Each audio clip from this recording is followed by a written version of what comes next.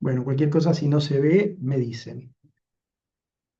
En realidad el tema es, bueno, compartir un poco qué es lo que ocurrió según lo que informan los diferentes organismos internacionales con el tema del estrés y todos los temas relacionados desde 2018 al 2026. Entonces, un poco es la pregunta, ¿estamos más estresados que nunca o estamos mejor? Sobre todo en relación al estrés crónico, al burnout, que es ese estrés extremo, lo vamos a ver, al trastorno de estrés postraumático, a este fenómeno pandémico de aislamiento y soledad, también a la ansiedad y la depresión, ¿no? Fíjense que el mundo antes de la pandemia tenía más o menos esta imagen. El 30 al 35% de los adultos tenían estrés laboral crónico en forma global. El 44% prácticamente de los médicos padecían síntomas de burnout y la prevalencia del estrés postraumático en la población, según los datos manejados por la Organización Mundial de la Salud y también por la Gallup World Poll, era de más o menos cerca del 4%, un 3,9%. Pero el estrés crónico ya representaba una de las principales causas de discapacidad global, de ausentismo laboral, de trastornos de síntomas inespecíficos, síntomas gastrointestinales, síntomas del sistema nervioso central, cefaleas, dolores. Además, 280 millones de personas, según las encuestas, vivían con algún tipo de depresión, algún estado de depresión. Todas estas circunstancias, todos estos fenómenos, llevó a que la Organización Mundial de la Salud clasificara al burnout como un fenómeno ocupacional en mayo del 2019 y lo incorporara a la Clasificación Internacional de Enfermedades. Pero claro, la pandemia ya sabemos todo que lo cambió completamente. La ansiedad y la depresión en un año subió más del 25% en la población. De la población con estrés en 20 países en el mundo, el 50% representaba eso. Y las personas, perdonen que voy a correr porque si no, no me deja mirar la diapo, el 43% del personal de urgencias ya tenían todos los síntomas de burnout, por lo cual el COVID en realidad produjo el mayor deterioro documentado en la salud mental global de todo el planeta en la historia reciente. Un sacudón importantísimo. El burnout, acá pusimos cuando el trabajo agota el alma, porque realmente es un agotamiento que a veces las personas no llegan a poder estar tranquilas ni sentirse bien ni cuando descansan.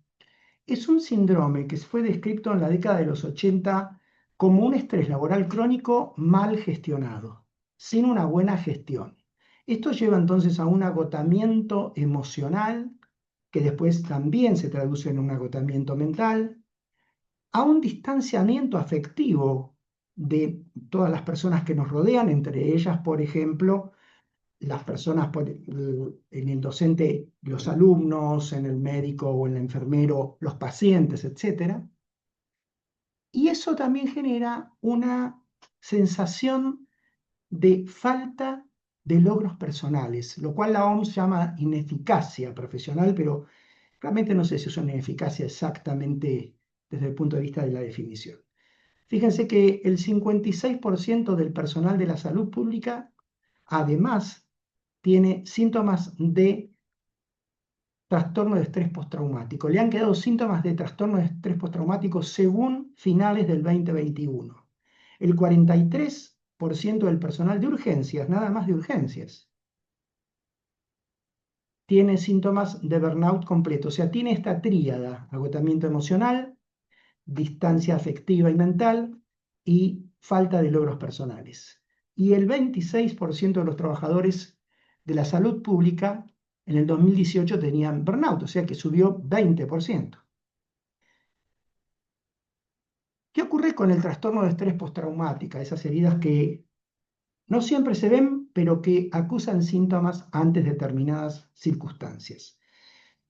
El 70% de la población viven por lo menos un evento traumático en su vida, un evento mayor, un evento importante. Esperen que voy a aceptar personas que están esperando.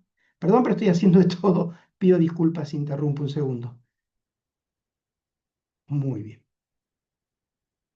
O sea que casi las tres cuartas partes de la población viven por lo menos durante su vida un evento traumático que realmente es mayor, o sea que deja un impacto emocional muy importante.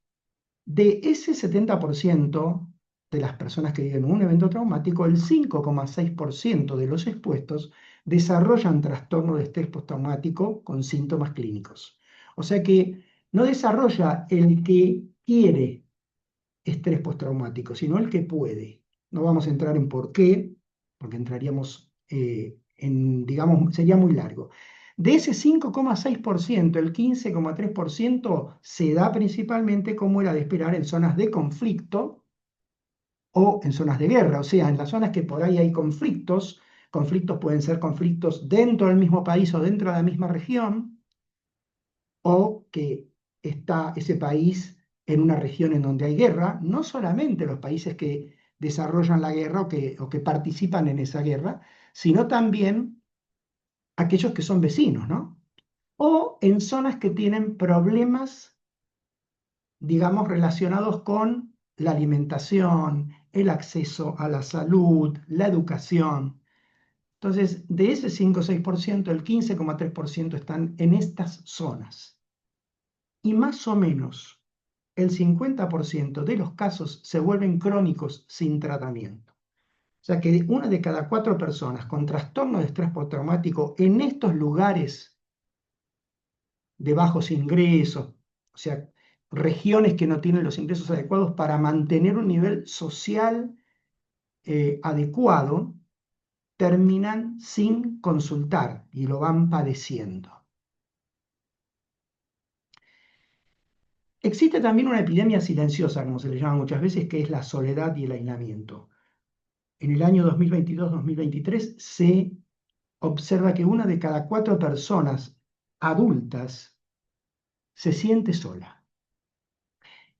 Esta situación de soledad es equivalente en términos de riesgo a fumar 15 cigarrillos por día. Aumenta 26% el riesgo de muerte prematura, 32% aumenta el riesgo de accidente cerebrovascular y aumenta 50% el riesgo de demencia.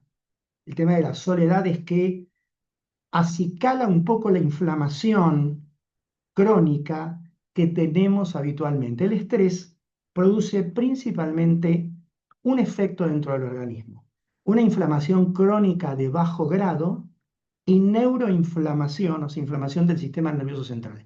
Después hay una serie de factores que pueden ayudar. Entre ellos está la soledad y el aislamiento.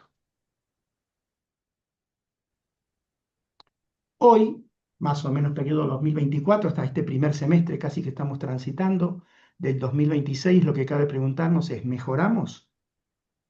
Y en realidad la respuesta que dan las diferentes publicaciones es que no hemos mejorado. El 82% de los empleados están en riesgo de burnout, según datos publicados en el año 2025. Una de cada 6 personas del mundo está afectada por la soledad, justamente. Y hacia el año 2030, las proyecciones demuestran que la depresión podría llegar a ser la primera causa de discapacidad global. Y fíjense una cosa muy interesante, nosotros, por ahí, los que somos más adultos mayores o adultos jóvenes, pero que pasamos ya los 40, en realidad, históricamente, los síntomas de burnout aparecían entre los 42 y 45 años. Digamos más o menos entre los 42 y los 48, 50 años.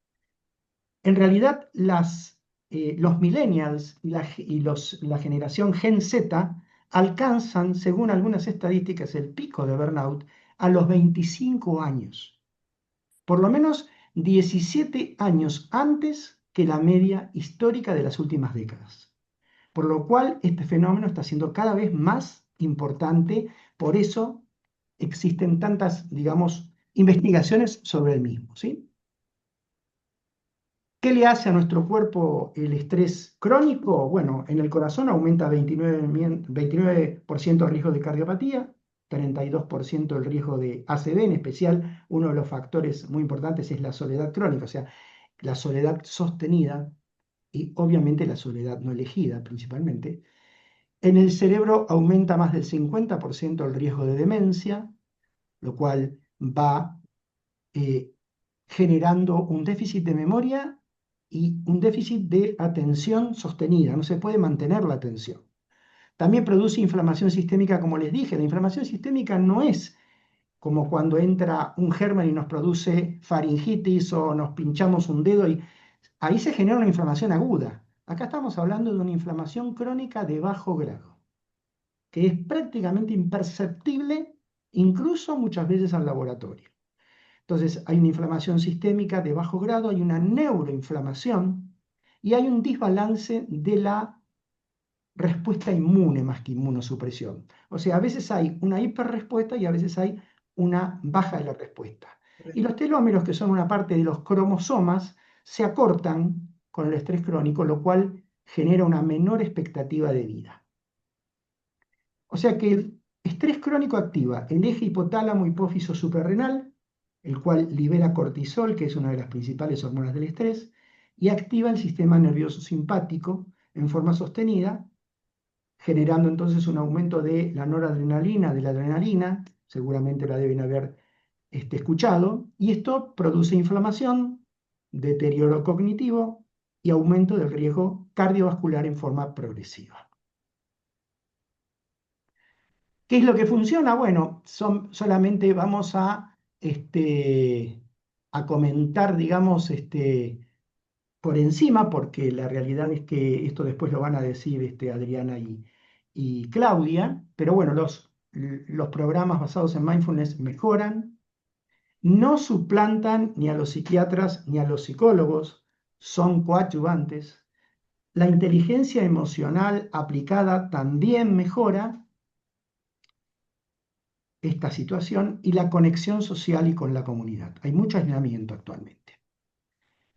Bien, o sea que entonces el camino, y lo vamos a ir viendo a lo largo de la jornada, es poder conectarnos, poder cuidarnos y calmarnos. En eso la doctora, bueno, ahora me olvidé el nombre, pero es bioquímica argentina y hace 25 años que trabaja, a ver chicas si ustedes se acuerdan, que trabaja en Barcelona. En realidad ella dice, si no te calmas, te inflamas. Y en realidad si uno se inflama, se enferma. Esa es la realidad. Entonces hay que priorizar el descanso, la conexión social, buscar apoyo cuando ese estrés se vuelve crónico con los especialistas de salud mental y también es una buena práctica el poder hacer mindfulness y aprender herramientas de el manejo de la inteligencia emocional. Jorge, es Perla Kaliman la que dice si no te, si te Exactamente. estresás, te inflamás. Exactamente. Gracias, Claudia.